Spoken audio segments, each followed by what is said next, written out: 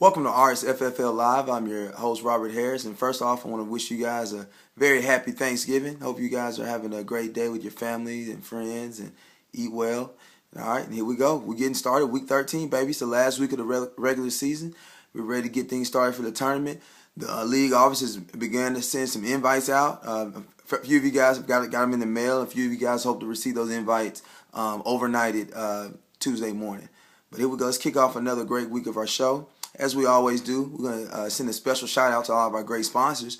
First, as always, YPL. They've been our title sponsor this year. We thank those guys for everything they've done for us. Another great sponsor we have on this week, Dick's Sporting Goods. All right, so you guys, when you're in practice, you need new equipment, you need footballs, you need whatever you guys need. Dick's Sporting Goods is a great place to go for all your needs on the field. All right. Want to give a special shout out to Windex. All right, as we said last week, there's a lot of clouded view. Some teams weren't really sure of had a clouded vision of what their outlook of the state of their team is. But Windex helped out. Playoff picture starting to clear up. We'll talk about it in a few minutes. But thanks Windex for being a great sponsor for us. And as they've been a regular here this year, Nike Fuel Band. I mean, those guys have done it every week. We say it. But, I mean, they've done wonders for the coaches cadets, and I know a few teams have brought those guys on. But we want to thank Nike Fuel Band for everything they've done, and we look forward to them being a great sponsor for us in years to come and also in the postseason. And a special shout-out to Stella. All right, Stella was they sponsored our clinching ceremony last weekend, and we thank them for all the beer that they brought out, and a special shout-out to them for you guys. Hey, hard week of work is nothing like kicking back with a great brew. Then another special shout out to the Childs family.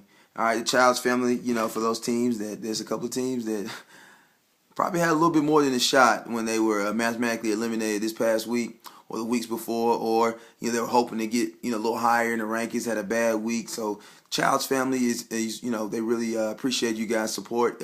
When you guys are down and out, you need a shot, call on the Childs family. But we'd like to thank our sponsors for everything they do for us this year. Let's get started with our show. It's our favorite segment.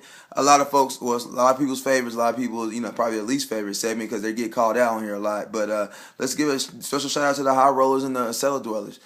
We usually start out positive, but I'm really disappointed in some of these teams that are in the cellar. So let's call those guys out first. First and foremost, we have the Houston Hustlers. They have a 7-5 record. They had an opportunity last week against the worst team in the league to really get a stronghold, a good spot in the playoffs. We obviously know they have some injuries and been struggling, but you just can't show up in the cellar when it's time to perform.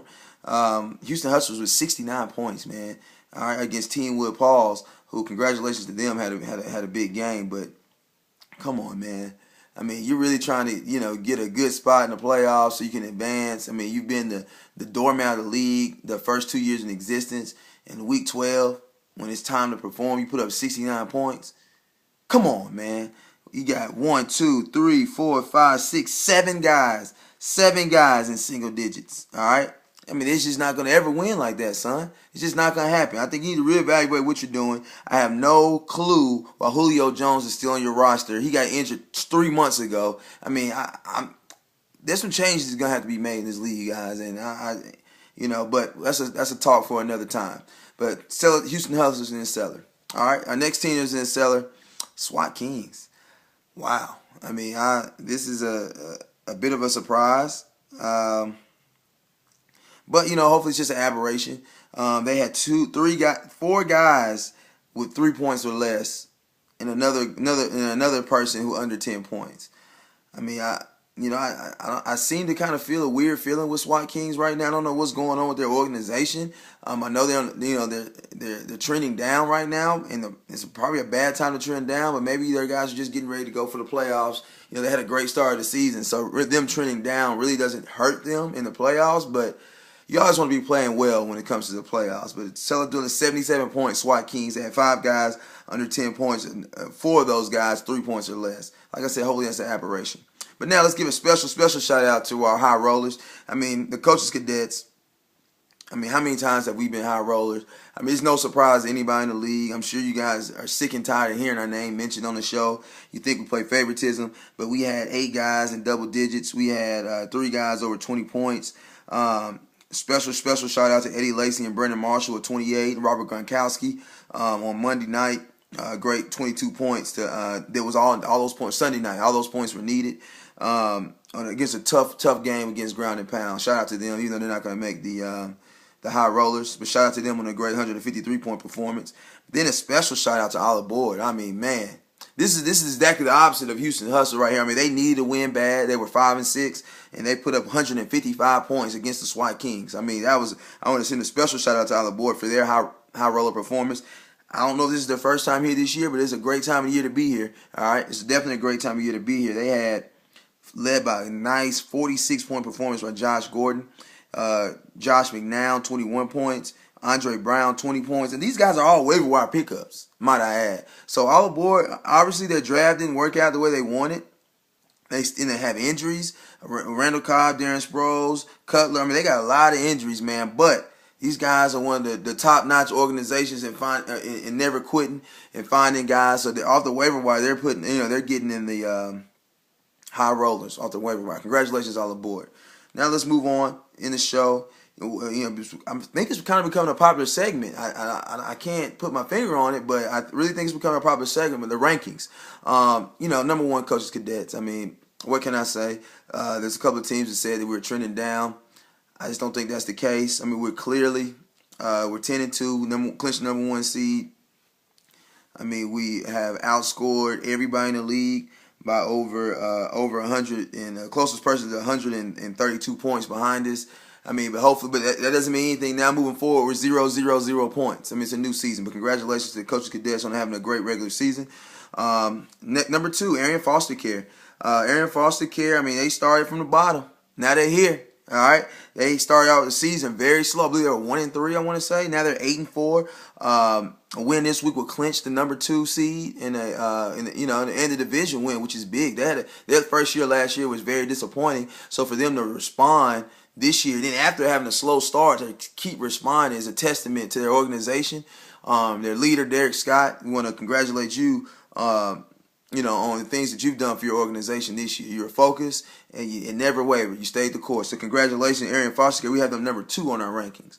Number 3 is starting to get a little shaky. But Lynch Mob, they won last week. They had a bad performance, but they did win against They Say Who That. But their body of work over the last month I think is worthy. Especially with the win last week of number 3. So congratulations, Lynch Mob. They have a big matchup this week. And we'll talk about the playoff outlook in a second. But congratulations, Lynch Mob, being number 3 on our list. Number 4, Ground and Pound. Much respect their Ground and Pound. They've had a great last 3 weeks. They fought last week against the cadets. Us last week. It wasn't a must win because they're pretty much in the playoffs because they've been putting up some numbers, but. I think they wanted to really send a message to the league and the cadets on what's going to happen in the playoffs because they do receive a lot of ridicule. But the last 3 weeks, man, guys, if you haven't paid attention, look out for the Ground and Pound. I think they're worthy of the number 4 on the rankings. They've 153, 140, 126. 2 of those have been losses.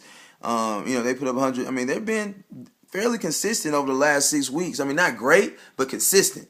I mean, 125 to 30 could get you a win in the playoffs. Now, it won't get you a win against a team performing great, but team performing average or worse, it'll get you a win. That's all you want to do is move on to the next round. Hopefully, he'll be getting his invitation on Tuesday to the tournament. So, congratulations, Ground and Pound. Number 5, Concrete Cartel. I mean, these guys have had a lot of bad luck. This year as far as every time they play somebody, they give them their best shot, and they've just been fighting. They've been trading. They're doing everything they need to do to make it to